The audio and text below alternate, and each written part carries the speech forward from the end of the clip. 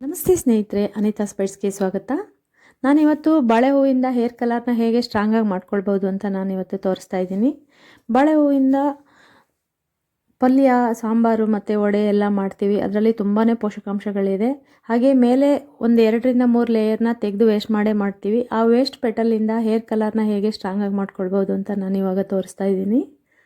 ಮೊದಲಿಗೆ ಬಾಳೆ ಹೂವಿಂದ ಒಂದು 3 ಪೆಟಲ್ ನಾವು ಬಿಡಿಸ್ಕೊಂಡು ಬಿಡೋಣ. ಆ ಹೂವು ಎಲ್ಲ ಪಲ್ಯ ಮಾಡಲಿಕ್ಕೆ ಬರುತ್ತೆ, ಅದ್ಯಾವುದು ವೇಸ್ಟ್ ಅಲ್ಲ. ಅದರಿಂದ ಮೇಲೆ ವೇಸ್ಟ್ ಆಗೋಂಥ 3ರಿಂದ 4 ಪೆಟಲ್ ಮಾತ್ರ ತೊಗೊಂಡಿದ್ದೀನಿ. ನೋಡಿ, ಈ ಪೆಟಲ್ಸ್ನ ಸಣ್ಣಗೆ ಕಟ್ ಮಾಡಿ ಜಾರಲ್ಲಿ ಹಾಕ್ಕೊಳ್ಬೇಕು. ಹೇರನ್ನು ತುಂಬಾ ಸ್ಟ್ರಾಂಗಾಗಿ ಕಪ್ಪು ಮಾಡುತ್ತೆ ಇದು. ಯಾವ ಸಮಸ್ಯೆನೂ ಪರ್ಮನೆಂಟ್ ಅಲ್ಲ, ಹಾಗೆ ಯಾವ ಸೊಲ್ಯೂಷನ್ ಕೂಡ ಪರ್ಮನೆಂಟ್ ಅಲ್ಲ. ನಮ್ಮ ಪ್ರತಿ ಸಮಸ್ಯೆಗಳಿಗೂ ನಾವು ಅವಾಗವಾಗ ಸೊಲ್ಯೂಷನ್ಸ್ ಹುಡುಕ್ತಾನೆ ಇರಬೇಕಾಗುತ್ತೆ.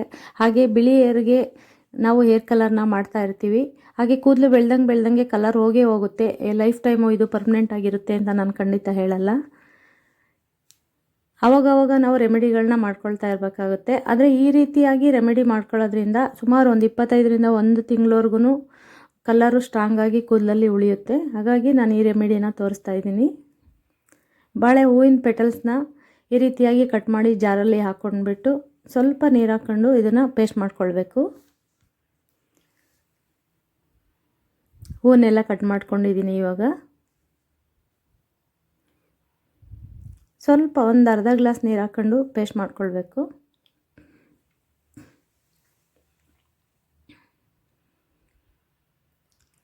ನೋಡಿ, ಪೇಸ್ಟ್ ರೆಡಿಯಾಗಿದೆ. ನೋಡಿ, ರುಬ್ಬೋ ಅಷ್ಟರಲ್ಲೇ ಎಷ್ಟು ಡಾರ್ಕ್ ಕಲರ್ ಬಂದಿದೆ. ಹೇರ್ ಕಲರ್ ಕೂಡ ತುಂಬ ಚೆನ್ನಾಗಿ ಸೆಟ್ ಆಗುತ್ತೆ ಇದರಲ್ಲಿ. ಇದಕ್ಕೆ ಒಂದು ಅರ್ಧ ಗ್ಲಾಸ್ ಅಥವಾ ಒಂದು 1/4 ಗ್ಲಾಸ್ ಅಷ್ಟು ಉಗುರು ಬೆಚ್ಚ ನೀರನ್ನು ಹಾಕ್ಕೊಂಡು ಪೇಸ್ಟ್ ಮಾಡ್ಕೊಳ್ಬೇಕು.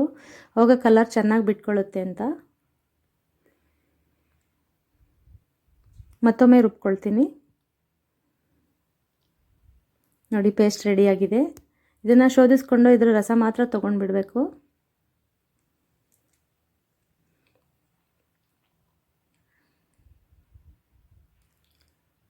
ರಸ ತೊಗೊಂಡು ಕಬ್ಬಿಣದ ಬಾಣಲೆಯಲ್ಲೇ ನಾವು ಮೆಹಂದಿನ ಕಲಸಿ ಇಡಬೇಕು. ಆವಾಗ ಹೇರ್ ಕಲರ್ ತುಂಬಾ ಸ್ಟ್ರಾಂಗಾಗಿ ಆಗುತ್ತೆ.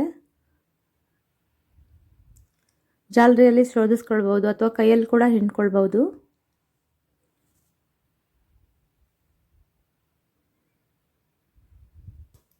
ಆ ಪೆಟಲ್ ಜ್ಯೂಸ್ ನೋಡಿ ಎಷ್ಟು ಬ್ಲ್ಯಾಕಿಶ್ ಆಗಿದೆ.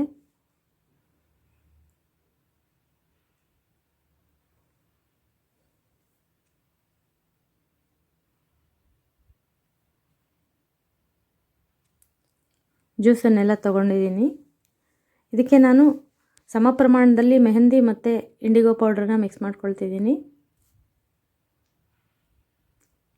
ಬರೀ ಇಂಡಿಗೋ ಪೌಡ್ರನ್ನೇ ಬೇಕಾದರೂ ಅಪ್ಲೈ ಮಾಡ್ಕೊಳ್ಬೋದು ಅಥವಾ ಬರೀ ಮೆಹಂದಿ ಪೌಡ್ರನ್ನ ಬೇಕಾದರೂ ಅಪ್ಲೈ ಮಾಡ್ಕೊಳ್ಬೋದು. ಎರಡನ್ನೂ ಸಮ ಪ್ರಮಾಣದಲ್ಲಿ ಹಾಕೋದ್ರಿಂದ ಹೇರ್ ಕಲರ್ ಚೆನ್ನಾಗಿ ಬರುತ್ತೆ ಅಂತ.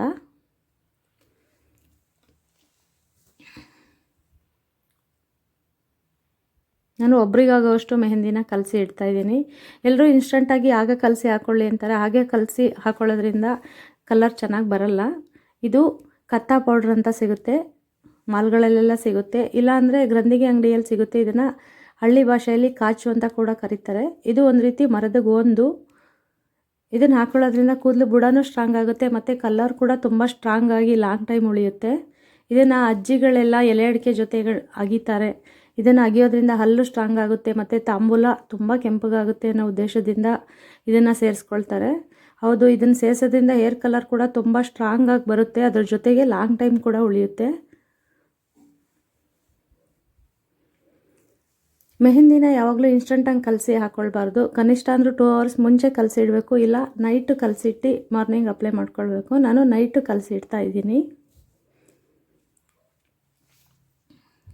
ಒಂದು ಕಬ್ಬಿಣದ ಪಾತ್ರೆಯಲ್ಲಿ ಕಲಸಿಡೋದ್ರಿಂದ ಕಲರ್ ಕೂಡ ಸ್ಟ್ರಾಂಗಾಗಿ ಬಿಟ್ಕೊಳ್ಳುತ್ತೆ.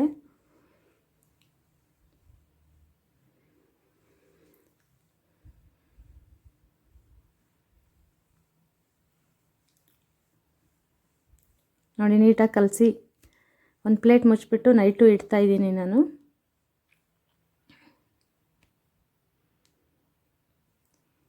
ನಾಳೆ ಬೆಳಿಗ್ಗೆ ಓಪನ್ ಮಾಡ್ತಿದ್ದೀನಿ. ನೋಡಿ, ಮಾರ್ನಿಂಗೆ ನೋಡಿ ಎಷ್ಟು ಚೆನ್ನಾಗಿ ಕಪ್ಪಗಾಗಿದೆ. ತುಂಬಾ ಡಾರ್ಕಿಶ್ ಆಗಿರುತ್ತೆ.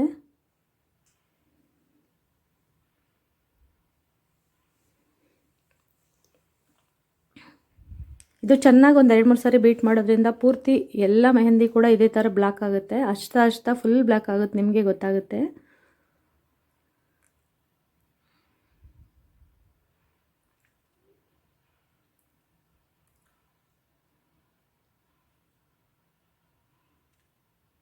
ಚೆನ್ನಾಗಿ ಬೀಟ್ ಮಾಡಿಬಿಡಬೇಕು. ಒಂದು 2-3 ಸಾರಿ ಬೀಟ್ ಮಾಡಿದ್ರೆ ಎಲ್ಲ ಬ್ಲ್ಯಾಕಿಶ್ ಆಗುತ್ತೆ. ಆಮೇಲೆ ಹೇರನ್ನು ಕೂಮ್ ಮಾಡಿ ಮಧ್ಯಕ್ಕೆ ಬೈತಲೆ ತೆಗೆದು 2 ಪಾರ್ಟ್ ಮಾಡ್ಕೊಂಡು ಬಿಡಬೇಕು. ಮಾಡಿಕೊಂಡು ನೆತ್ತಿಯಿಂದ ನಾವು 1-3 ಪೆಟಲ್ನ ತೊಗೊಂಡು ಚೆನ್ನಾಗಿ ಹಚ್ಚಿ ಅದನ್ನು ನೀಟಾಗಿ ಬುರುಡೆಗೆ ಹಂಗೆ ಸ್ಟಿಕ್ ಮಾಡಬೇಕು. ಅದಕ್ಕೆ ರಬ್ಬರ್ ಬೆಂಡೆಲ್ಲ ಏನೂ ಬೇಕಾಗಿಲ್ಲ. ಹಾಗೆ ಟೈಲ್ ಕೂಮ್ ತೊಗೊಂಡು ಹೀಗೆ ಸಣ್ಣ ಬೈಟ್ಸ್ ತೊಗೊಂಡು ಕ್ಲೀನಾಗಿ ಎಲ್ಲದಕ್ಕೂ ಅಪ್ಲೈ ಮಾಡ್ತಾ ಬರಬೇಕು. ಯಾವುದೇ ಹೇರ್ ಕಲರ್ ಆಗಲಿ ಅಥವಾ ಹೇರ್ ಪ್ಯಾಕ್ ಆಗಲಿ ಎಲ್ಲವನ್ನೂ ಕೂಡ ಇದೇ ಥರ ಅಪ್ಲೈ ಮಾಡ್ಕೊಳ್ಬೇಕು.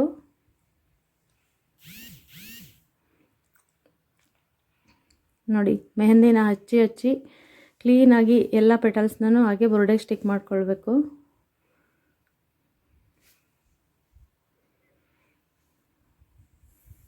ಹೀಗೆ ಹಚ್ಚಿ ಸುರುಳಿ ಸುತ್ತಿ ಬುರುಡೆಗೆ ಹಚ್ಚೋದ್ರಿಂದ ಯಾವುದೇ ರೀತಿ ಏರ್ ಬೆಂಡ್ ಆಗಲಿ ಅಥವಾ ಇನ್ಯಾವುದೋ ಬಟ್ಟೆ ಕಟ್ಕೊಳ್ಳೋದೆಲ್ಲ ಅಗತ್ಯ ಇರಲ್ಲ.